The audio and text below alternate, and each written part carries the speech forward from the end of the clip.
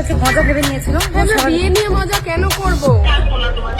তো তোমার বিয়ে করে তো আমিও কত সমস্যা ফেস করছি। আমি কি তা বলে হাত ছেড়ে গেছি তোমার জন্য? আমি বাড়ি ঘর সবকিছু ছেড়ে এসেছি। তখন আমিও ওকে ভালোবাসি, ও আমাকে ভালোবাসে, তাহলে তোমাদের সমস্যাটা কোথায় হচ্ছে?